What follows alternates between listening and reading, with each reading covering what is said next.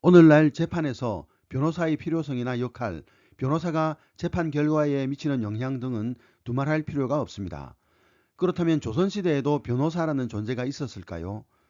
조선은 소송이 없는 사회, 즉 무송사회를 이상으로 삼았기에 소송을 확대하는 데 일조하는 변호사와 같은 존재를 당연히 부정하였습니다. 안녕하세요. 역사산책 자팍다식 채널입니다.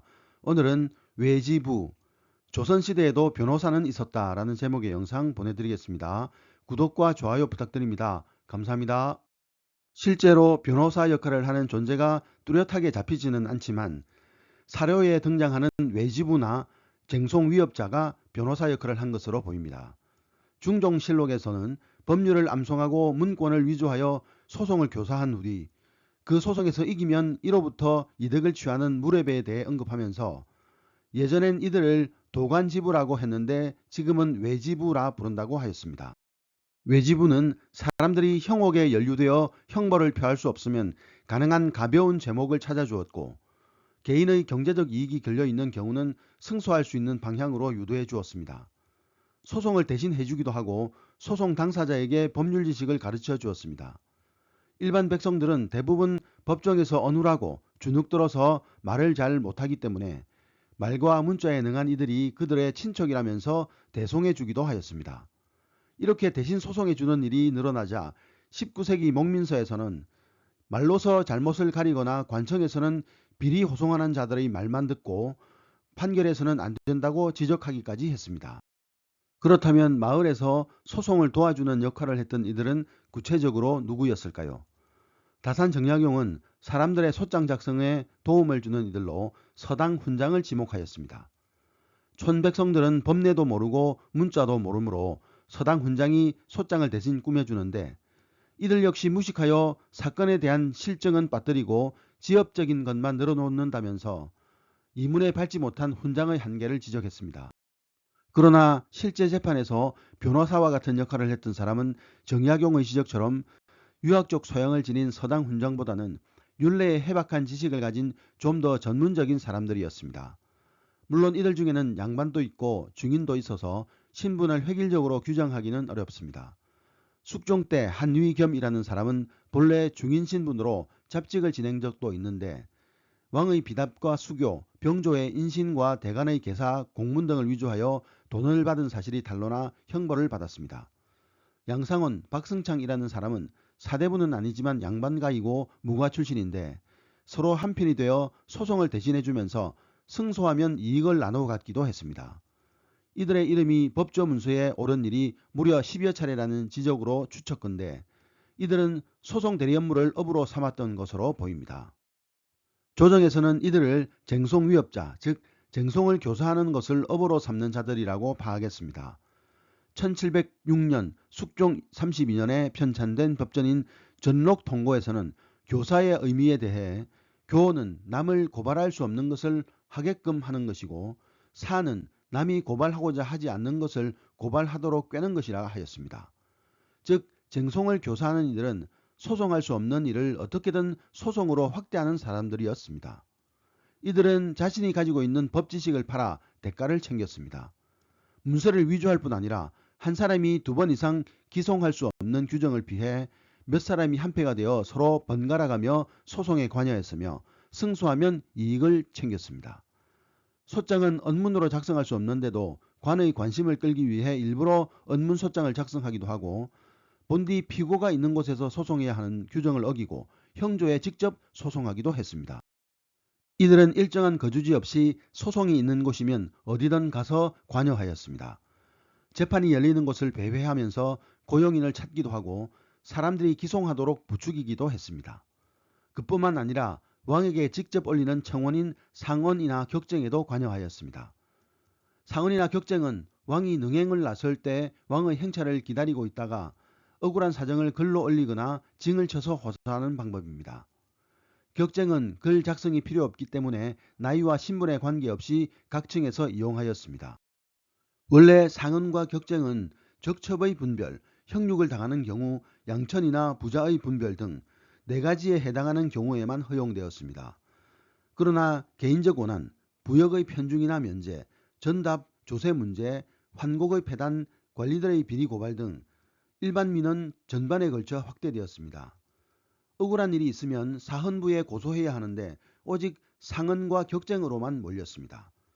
정조는 능행 중 백성의 억울함을 들어주면서 은전을 베풀어 위민정치를 했지만 한편으로는 이런 정조의 소원 정책이 법적 소송 절차를 무색하게 만든 문제점도 있었습니다.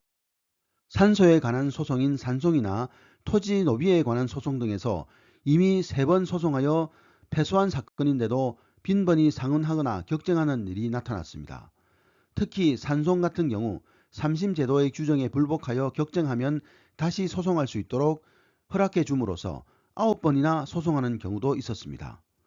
1727년 영조 3년 여러 차례 소송에서 이긴 송조석 소유의 산에 같은 마을 사람인 박탄, 박곤 등이 판결에 불복하고 그 산에 산소를 만들었는데 이들이 오히려 격쟁하여 자신들의 정당성을 주장한 사건이 있었습니다.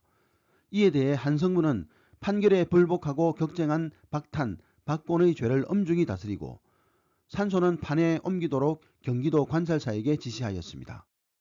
상언과 격쟁이 빈번해진 것은 허용된 사건 외에 조세, 일반 민원, 소송에서 패소한 사건 등으로 그 범위가 확대되었기 때문이기도 했습니다. 그러나 조정에서는 상언을 작성해주고 이를 부추기는 사람들이 있기 때문이라고 보았습니다. 정기적 거둥, 즉 임금님의 나들이 때 상언을 올리는 일은 있을 수 있지만 불시에 이루어지는 왕의 행차 때에도 경기도뿐 아니라 각 도의 상언이 다 들어오는 것으로 미루어 볼 때 전문적으로 이를 부추기는 사람들이 있다고 파악한 것입니다. 경거사리 지도, 즉 서울에 살면서 이익을 쫓는 이들, 외지부 같은 이들이 미리 청탁을 받아두었다가 언제라도 왕이 거둥할 때 상언을 올리는 것이라 보았습니다. 사람들의 부탁을 받고 써놓은 소지의 초고를 상자 가득 갖고 있다가 왕의 거둥 소식을 들으면 언제든 접수할 수 있도록 준비해두고 있다는 것이었습니다. 격쟁에서도 이들의 구실을 짐작할 수 있습니다. 13세의 사내 아이 김연서는 아버지 전답 700마지기에 만냥남짓의 세금이 부과된 것과 전답이 나라의 재원에 섞여 들어갔다는 등의 내용으로 격쟁하였고 서울 서부에 사는 8살의 어린이 이 아기노미는 아버지와 동업한 사람에게 2100냥의 돈을 빼앗겼다면서 이것을 받아준다면 국곡을 완납하겠다며 격쟁하였습니다. 두 사례 모두 아이가 아버지의 토지나 부채 문제로 격쟁한 경우인데 이에 대해 정조는 8세의 어린 아이가 어찌 이와 같은 글을 지을 수 있겠느냐 물으며 김연서의 경우 13세의 어린 아이가 스스로 할 수 있는 일이 아니라고 하면서 뒤에서 이를 조정하고 사주한 사람이 있을 것이라고 추측하였습니다. 김연서는 아버지가 정배를 당해 직접 격쟁할 수 없게 되자 자신이 대신했다고 말했지만 결국 진술 과정 중에 격쟁을 지시하고 사주한 사람이 있다고 털어놓았습니다. 이와 같이 혼자 힘으로는 도저히 소송을 하거나 격쟁하기 힘든 이들의 경우 뒤에서 도와주고 지시하는 사람들이 있었을 것으로 추측되어집니다.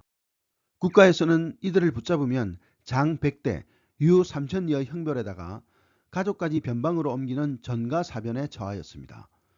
또한 이런 이들을 관에 신고하도록 하고 잡아온 사람에게는 강도를 붙잡아온 사례에 따라 면포 50피를 상으로 지급하기도 하였습니다.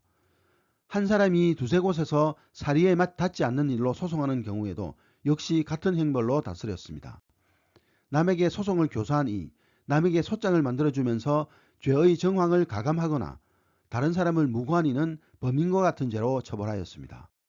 사실 이들은 소송을 부추긴다는 점뿐만 아니라 불법적인 방법을 동원한다는 점도 문제였습니다. 관인을 도용하면서 소송 문서를 불법적으로 작성하고 증거를 인멸하며 소송을 고의적으로 지연시키기도 했다는 점에서 부정적인 면이 많았습니다.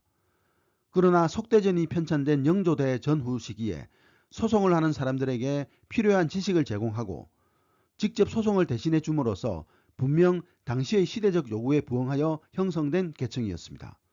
백성들이 권리를 찾는 데 도움을 주고 법을 형벌의 의미로서만이 아니라 나에게 이익이 될 수 있고 나의 권리를 찾기 위한 수단으로 인식하게 되는데 일정한 역할을 했다는 점에서 긍정적으로 평가할 수 있겠습니다. 오늘 이야기는 여기까지입니다. 감사합니다.